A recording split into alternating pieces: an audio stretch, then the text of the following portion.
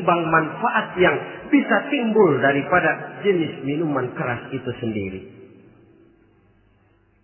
Dalam hadis lain Nabi pesankan, "Man kana yu'minu billahi wal yawmil akhir fala yaq'udu ala ma'idatin taduru 'alaiha al-khamru." Siapa yang beriman kepada Allah dan beriman kepada hari akhirat, jangan dia duduk di dalam satu pertemuan yang di dalam pertemuan itu diedarkan minuman keras. Masuk ke dalam lingkungan macam itu saja tidak diperkenankan. Kenapa? Asyariku fi syarri syarrun. Bersekutu dengan kejahatan, jahat juga hukumnya. Semalam kamu mabuk ya? Enggak, temen. Saya cuma ngebeliin aja kok. Apalagi ngebeliin.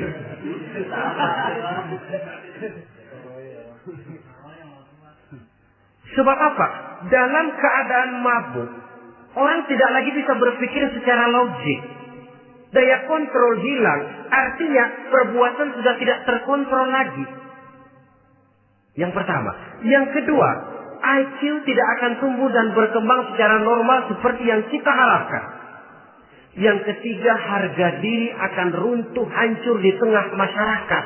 Bayangkan kalau tengah malam kita digotong orang, diantar ke rumah kita. Dengan kondisi macam itu masih punya muka kita untuk tegak di tengah masyarakat. Masih punya harapan kita untuk tumbuh menjadi pemimpin sementara orang terkenang. Ini kan yang kemarin malam gua gotong, dia lagi mabuk. Harga diri, kepribadian. Jangan lupa saudara, kita hidup di tengah masyarakat. Masyarakat itu punya hukum yang tidak tertulis, tapi lebih kuat dan lebih kejam daripada hukum tertulis. Orang bilang, sekali arang tercoreng di dahi, seumur hidup orang akan tetap ingat. Makanya Rasulullah dalam hadis memberikan tamsil untuk adik-adik remaja muslim ini, masalul mu'min kamasalin nahli. Perumpamaan orang yang beriman itu persis seperti tawon. Mentalitas orang mukmin persis tawon. Apa mentalitas tawon? Kalau kita ngaji bab tawon, kita renungi apa keistimewaan tawon. Saya lihat-lihat, ternyata tawon itu punya 4 keistimewaan. Pertama, tawon itu yang dihisap selalu saripati bunga. Bagus makanannya. Belum pernah tawon keliru makan. Saya belum pernah dengar kok ada tawon makan tahu.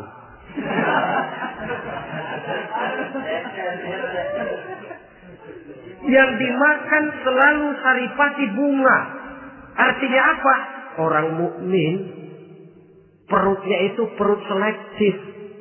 Yang dimakan yang baik-baik, yang diminum yang baik-baik. Yang baik menurut agama itu adalah yang halal, thayyibat. Perutnya selektif, bukan perut asbab. Kalau asbab puntung apa saja masuk ke dalamnya. Tapi mukmin perutnya ini selektif. Daging kambing masuk, tahu masuk, kangkung masuk, kodok minggir. Air kelapa minum, kopi minum. Tapi kalau sudah berbau minuman keras, minggir. Sebab apa? Makanan dan minuman yang kita masukkan ke dalam perut besar ini akan digiling dalam perut besar, akan melahirkan energi, menggerakkan sel-sel pembuluh saraf.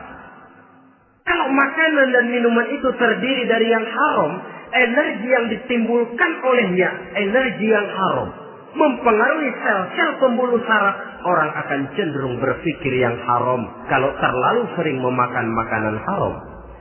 Kalau sudah berpikir kepada yang haram, perbuatan pun akan mengarah kepada yang haram juga. Contoh kecil aja dah, ada nggak maling mikirin majelis taklim? Karena yang dimakan lebih banyak yang haram, yang dipikir paling-paling nanti malam rumah siapa lagi nih ya? Sudah mengarah ke sana.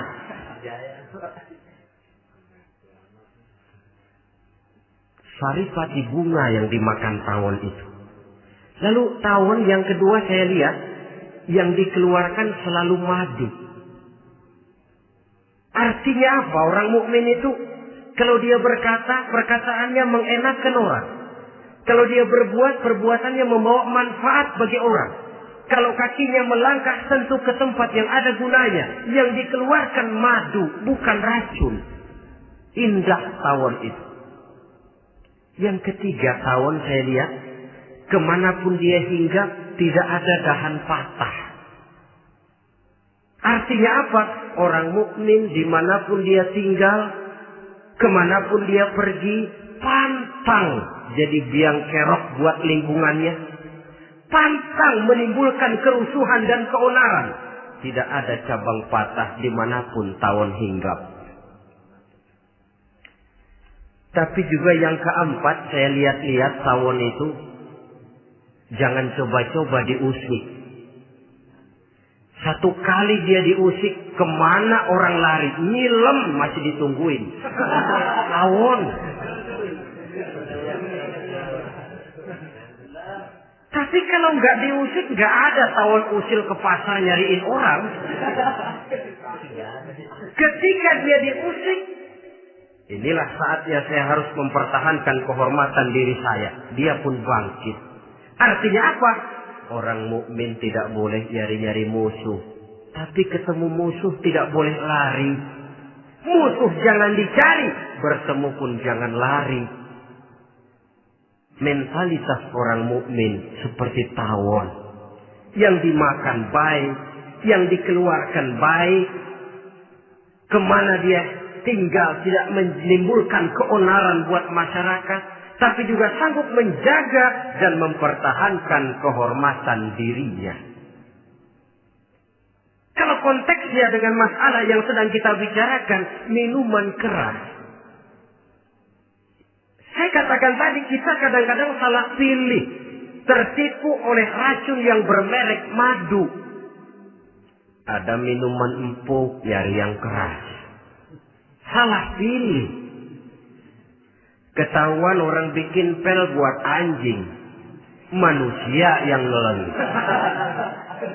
Akhirnya miring kayak anjing. Saudara,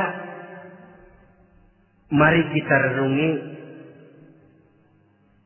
An-Nisa ayat 140. Allah Subhanahu wa ta'ala mengingatkan, "Qad nazzala 'alaikum fil kitab أن إذا سمعتم آيات الله يكفر بها ويستهزأ بها فلا تقعدوا معهم حتى يخوضوا في حديث غيره إنكم إذا مثلهم."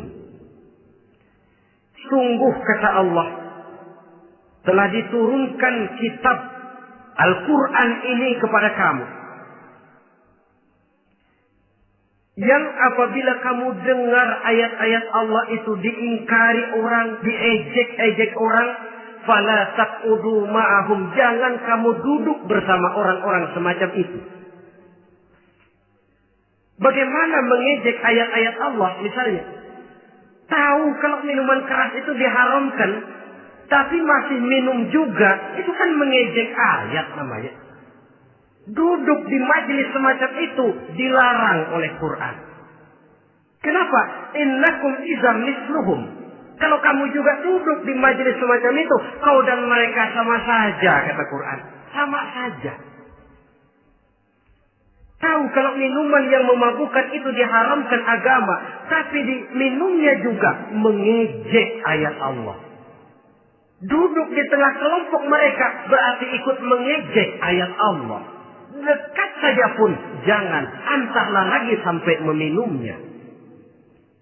Maaf, bukankah Allah menurunkan Al-Quran kepada manusia, kata Imam Al-Ghazali, persis, maaflah, seperti gubernur bikin surat kepada Pak Lurah. Dalam suratnya Pak Gubernur bilang, Pak Lurah, tolong carikan tanah di daerah Kebayoran untuk sekolah 6.000 meter.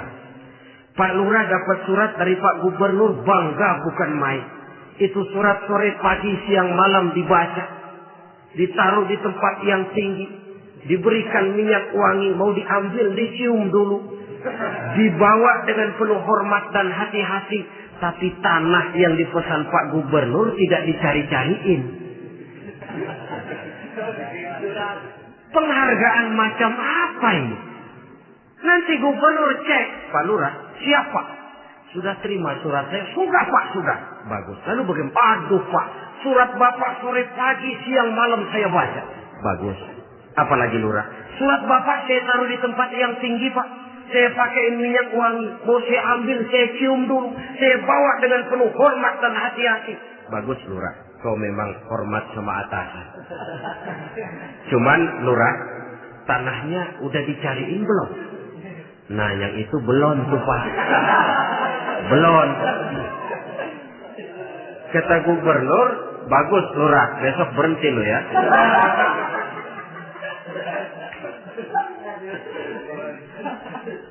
Membacanya memang penting. Al-muta'abbad bitilawatihi, beribadah dari sebab membacanya. Tapi setelah kita baca, kita tahu isinya. What next? Mau apa kita dengan isinya itu? Jangan yang kita baca kita injak-injak.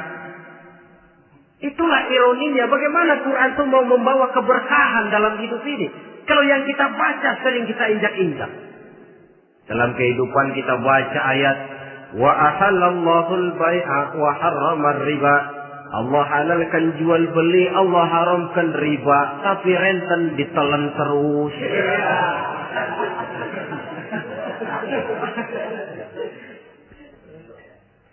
Kita baca ayat wa'tasimu bihablillahi jami'an wa la tafarraqu. Berpegang teguhlah kamu kepada tali Allah, jangan bercerai-berai. Tapi sesama muslim pelotot-pelototan jalan terus.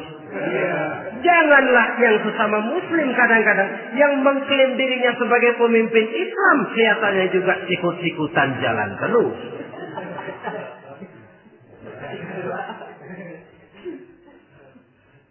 Sehingga tidak heran kalau orang bilang di bawah ngamalin ayat kursi sudah sampai di atas ayat hilang, tinggal kursi saja yang diamalin. Ironi dan menyedihkan.